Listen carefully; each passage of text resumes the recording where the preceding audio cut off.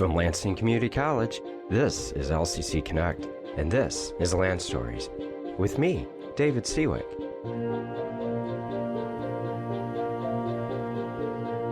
Each episode explores a different topic, such as the people, business, neighborhoods, communities, buildings, and other phenomena that make up the history of our college and our region. We tell stories, and in doing so, we connect the past to the present. Lansing Community College Land Acknowledgement. Lansing Community College occupies the ancestral, traditional, and contemporary lands of the Anishinaabeg, Three Fires Confederacy of Ojibwa, Odawa, and Potawatomi peoples. In particular, the city of Lansing and LCC reside on land ceded in the 1819 Treaty of Saginaw. In this episode of Land Stories, we're going to look at the history behind that land acknowledgement statement. And what I mean by that is not just the statement itself. We're not going to only look at the reason why that statement was put recently into Lansing Community College Communications. We're going to look at the reason why that statement came into existence to begin with. And that's a broad story that's going to take us back hundreds of years to a time before Lansing Community College existed, to a time before the city of Lansing existed, to a time before the folks who would come to name this area, Ingham County, Lansing, ever lived here. And what, of course, we're talking about is the history of the indigenous peoples of this area who are mentioned in that land acknowledgement statement. The Three Fires Confederacy of the Ojibwa, the Odawa, and the Potawatomi. And this is a story that is told in many ways, although ways that aren't necessarily inclusive of everything that happened. And I think that to start off my thoughts on this, the story that I'm going to tell you, I will ask your permission to allow me to dip back into my mind quite a few years. Let's go back to the early 1980s. And I am in elementary school in Kalamazoo County, Michigan. Well, I remember two things clearly about the lessons that we were taught of the folks who came here and the folks that lived here being in Michigan. Before the folks that came here, those would be the white Euro-Americans. And those two things were as follows. Number one, there were people that lived here before Europeans got here, and they were called Indians. The second thing I learned about those folks is that they were really nice. They gave the Europeans lots of stuff, especially food like turkey and corn, and that is why we get a Thursday in November off of school so we can eat turkey and corn with our mom and dad and grandpa and grandpa, and that is called Thanksgiving. And those really nice Indians gave those really nice pilgrims who wore the funny hats the corn and the turkey, and that is how America came to be founded. Now, you may be thinking, wow, that sounds kind of like a story I've been told. And you may also be thinking, boy, that sounds pretty simple. There had to have been more to the story than that, and well, there was. And this episode isn't about the first Thanksgiving, so I care not to dwell too much further upon that, rather than mentioning it in the context of this is really the extent of what I was taught when I was a little kid about quote-unquote Indians, about the indigenous peoples of the Americas. And I suspect that I'm not the only child growing up in Michigan, in the United States of America, back in the early 80s, sitting in an elementary classroom learning about this for the first time. I suspect this is something that happened elsewhere around the United States and has some form of it now. When I got a bit older is when I learned that there was a much more complex story of who lived in Michigan before Europeans arrived and what that arrival of Europeans entailed. And to bookend my learning of this would not really be possible because I'm still learning much about this. And I hope you are too. One should never close his learning off in life. After all, to do so, I think, would be to limit the great opportunity that we have at understanding this fascinating place we inhabit called planet Earth and our fellow humanity writ large. So let's take that story back then to, well, we'll take it back thousands of years and then skip over thousands of years and end up round about the year 1800.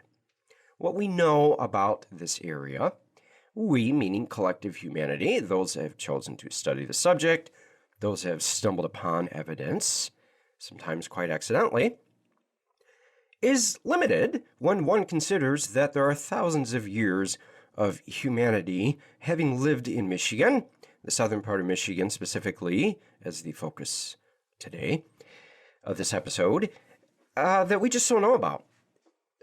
About, 10, 11, 12 years ago, somewhere around there, I was on an 80-foot boat. One might call it a ship.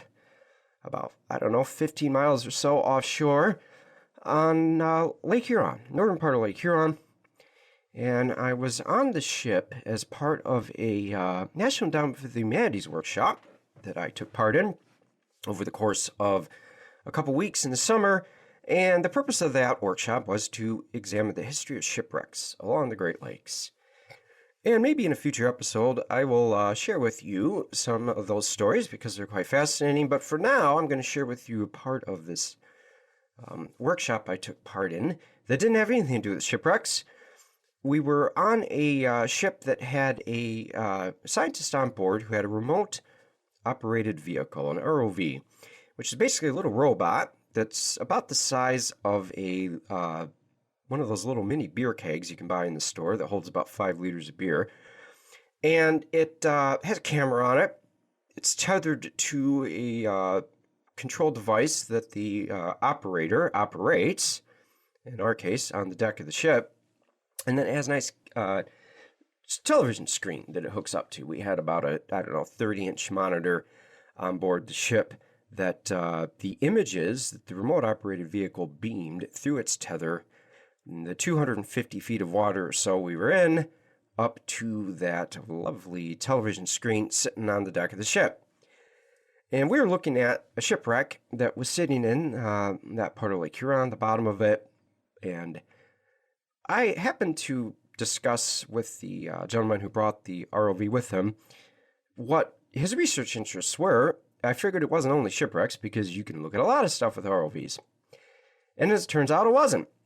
He shared with me a story of a research project that he became aware of somewhat recently at this time, would have been the late first decade of the 2000s, that involved discovering, using ROVs and diving actually, ancient caribou hunting grounds on the bottom of Lake Huron. And I said, wow, that's really amazing.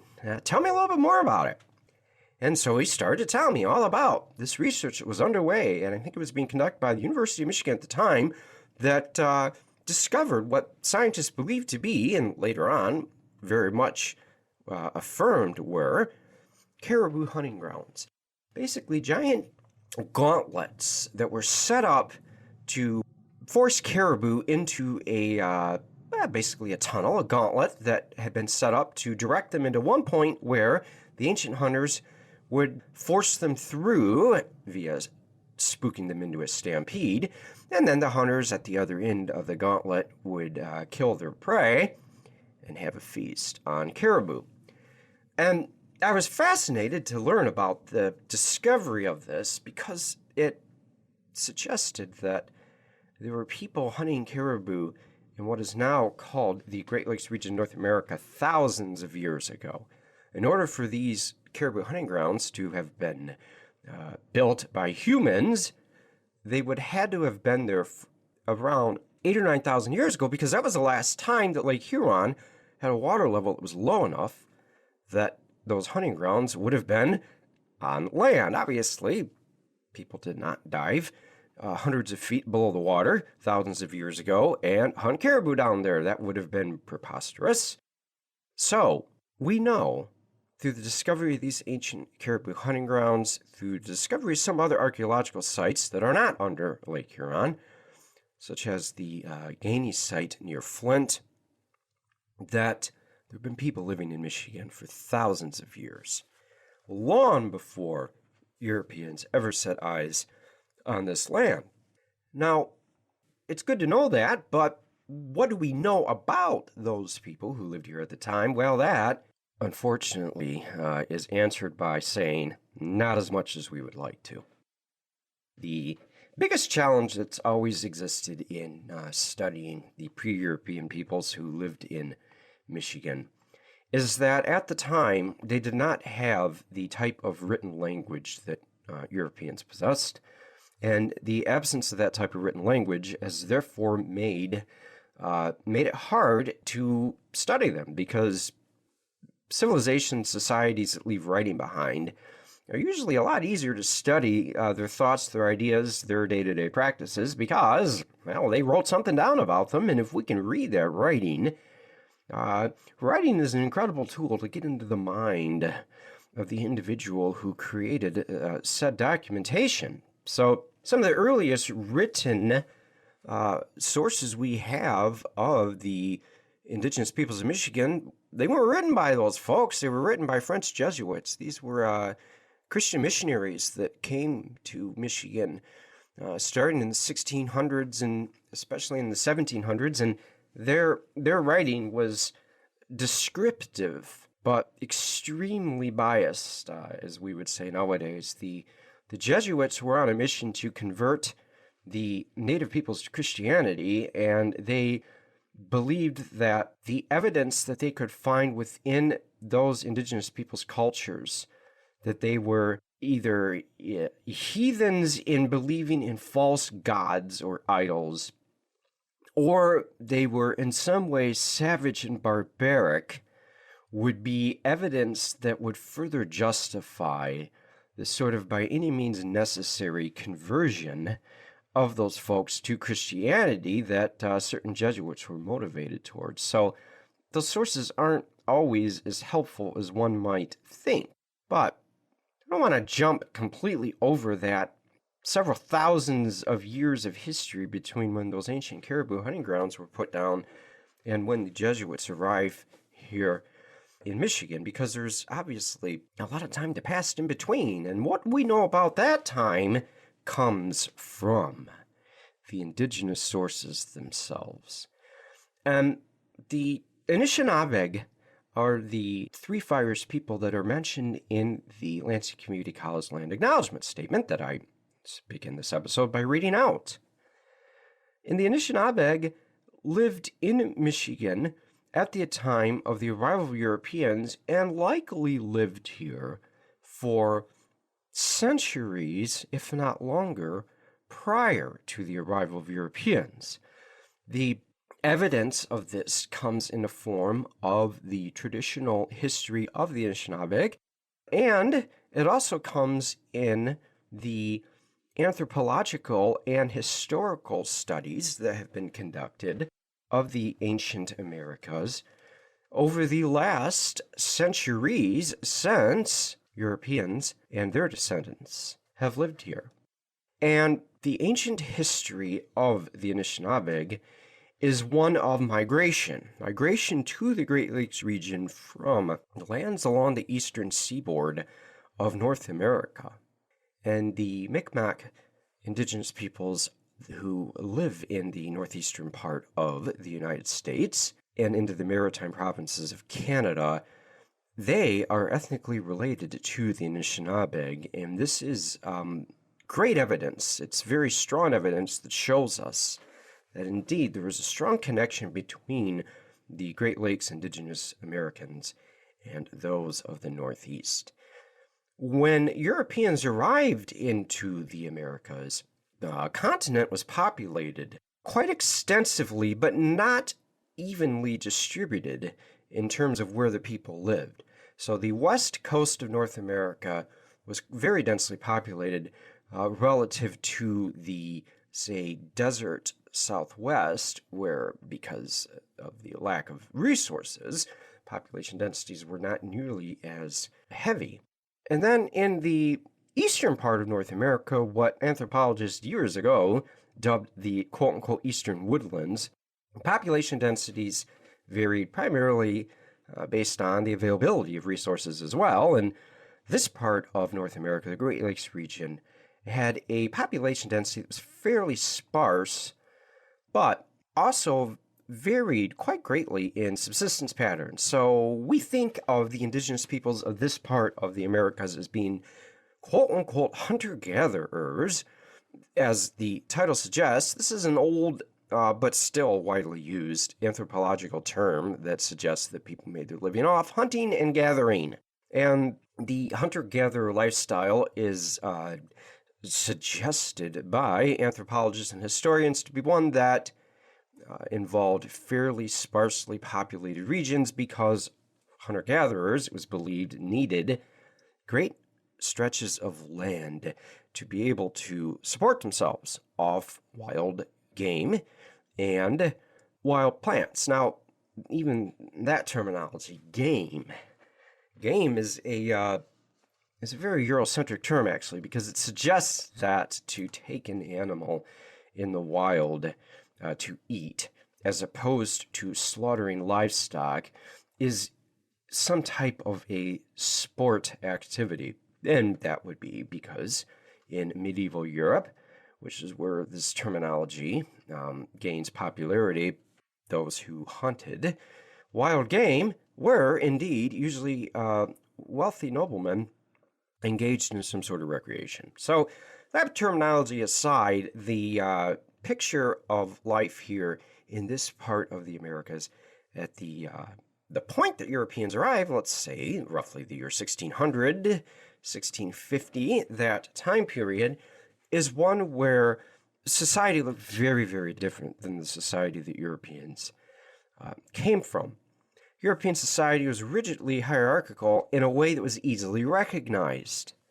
And that is a really very important point of emphasis, in a way that was easily recognized.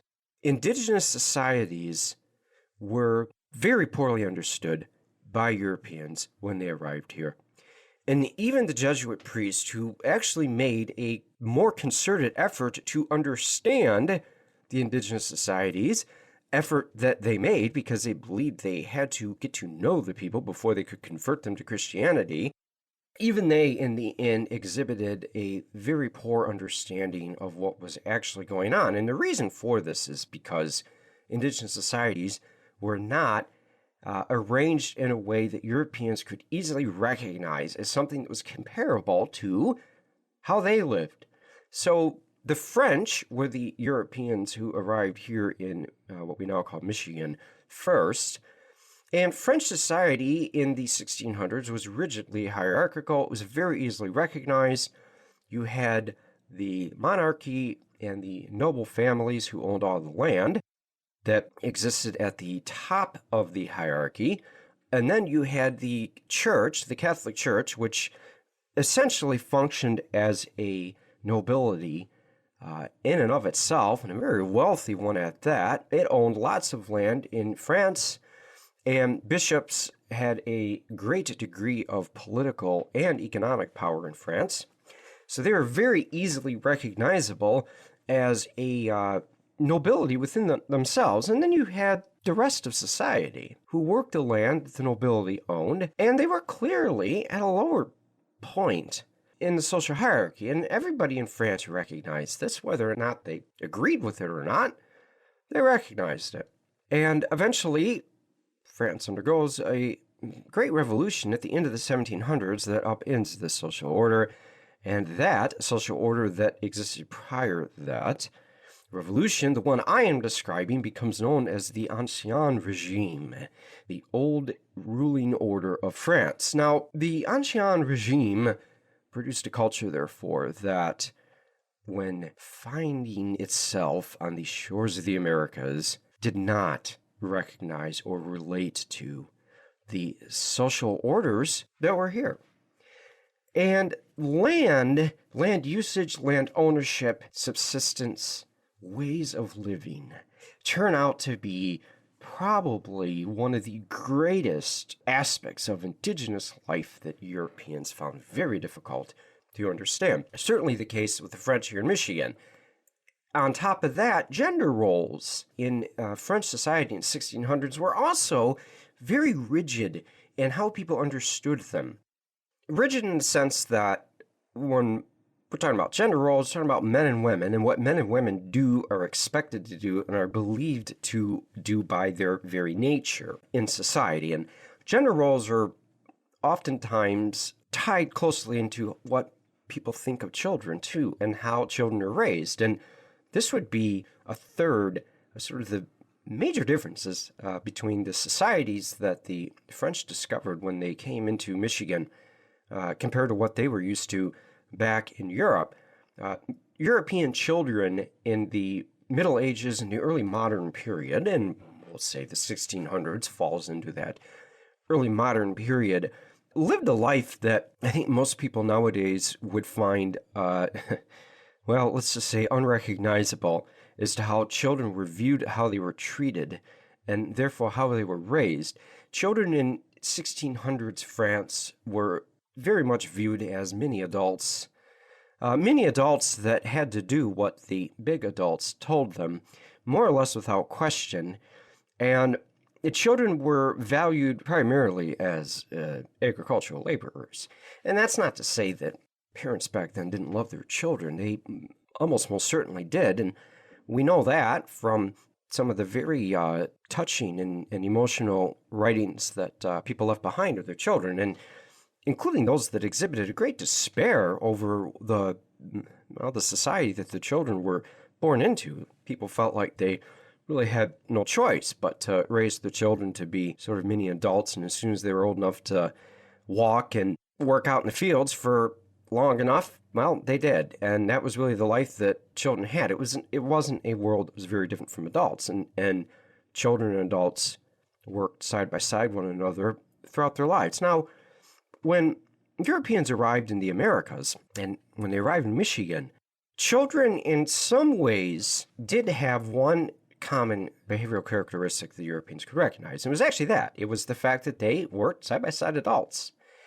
And Europeans could recognize as well that the Anishinaabeg raised their children, and whether the French realized it or not that they were doing it is, perhaps not necessarily clear either, but they were raised with an expectation of gender roles being fulfilled. So boys were raised by men, girls were raised by women, not exclusively, but in order for boys to be able to grow up and do what men were expected to do in Indigenous societies, they were taught by men to do what men did. And men were recognized by Europeans who wrote about them anyways as primarily hunting in terms of their role in society. Women were, where agriculture was practiced actually, were very much the farmers, and they raised girls accordingly to work the fields. Now, agriculture wasn't as practiced nearly as prominently here in Michigan as it was in other parts of the Americas prior to the arrival of Europeans, but the Potawatomi, those folks who lived in what is now Lansing, Ingham County, prior to the arrival of Europeans, were certainly more extensive agriculturalists than the Odawa and the Ojibwa who lived further north. And the reason for that is the same reason why Michigan in the year 2022 has a lot more farms south of the big glacial moraine that stripes right over the middle part of the Lower Peninsula, extending from the Saginaw Basin all the way over to the west side of the peninsula. It's because of soil. When the glacier retreated that created that great moraine, it left good soil south of the retreat and not as good of soil north of the retreating line. So where that moraine ended up forming. So the practice of agriculture, again, limited compared to other parts of the Americas, but in the southern part of Michigan, the Potawatomi did farm. They didn't farm as extensively as other agricultural communities, societies did, but it did encompass a fairly significant part of their diet. And that's actually a very important thing to keep in mind, because when the very first substantial wave of white settlers crossed the Appalachian Mountains and set their eyes on the lands in this part of what would become the United States, farming is what was on their mind. And one of the entire justifications for taking Indigenous lands was always this idea that Indigenous peoples didn't use their land. Yes, that is what you just heard. Europeans and later white Americans oftentimes justified the seizure of Indian lands, of Indigenous peoples' lands, by claiming that the Indigenous peoples didn't use their land. They lived on it, but they didn't use it.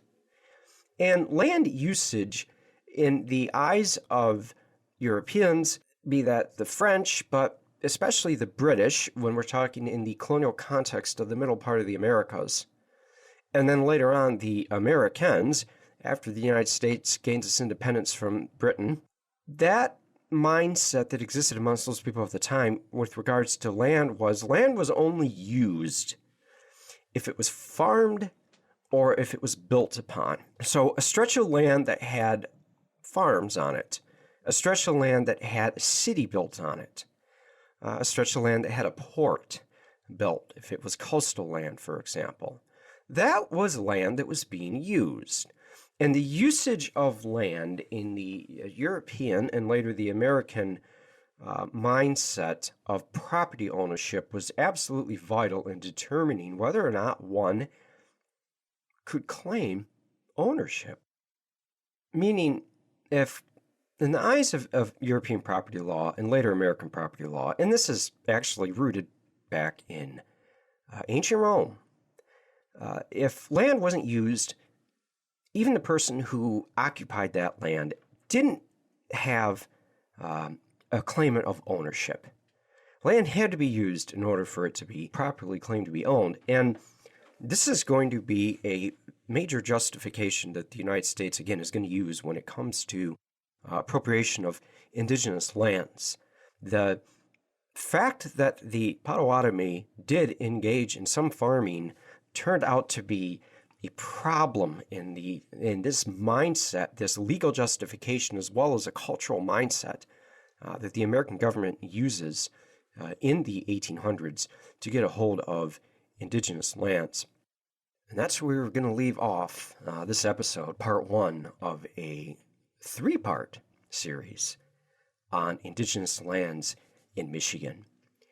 And where, when, why, and how the land of Michigan, and in particular the southern part of Michigan where Lansing Community College now sits, came to be appropriated and taken from the Indigenous peoples and thereby fallen in the hands of others.